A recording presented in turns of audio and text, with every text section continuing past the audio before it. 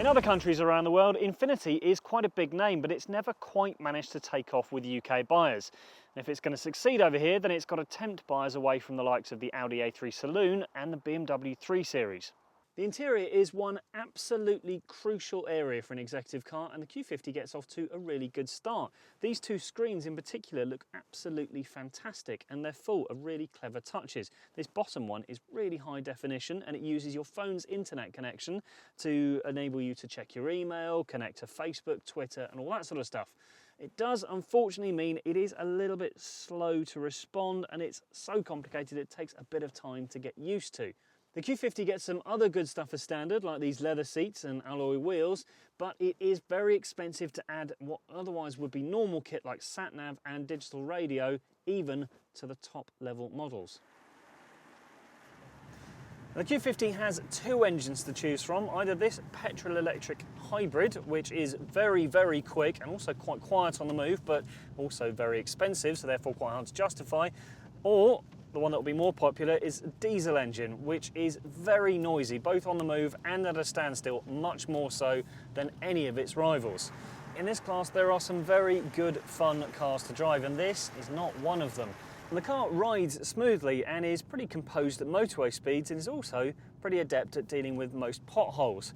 The steering is the biggest issue. It feels really cumbersome when you get the normal version, but even worse is the drive-by-wire steering that we've got on this hybrid car.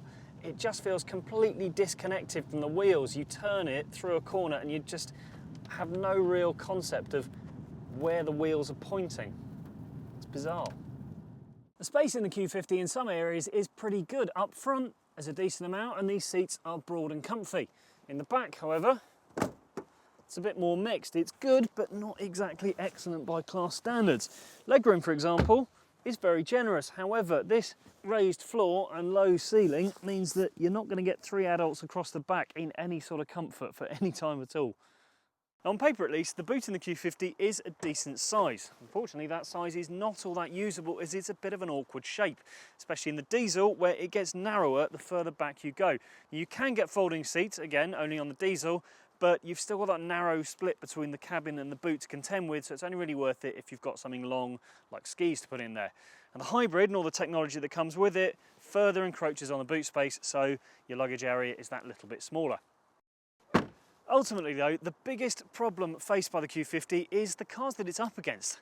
The standards set by the likes of Audi, BMW, Mercedes, etc. are so high that there's no real way to recommend that you buy this car over the competition.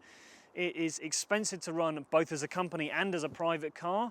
It's noisy if you go for the diesel, and it's just not that great to drive. And although the Q50 offers something a little bit different to the established competition in terms of looks, character, etc., unfortunately, ultimately, your money really is better spent elsewhere. For more information, search for Infiniti Q50 on whatcar.com. And while you're here, do click subscribe and check out the rest of our video road test.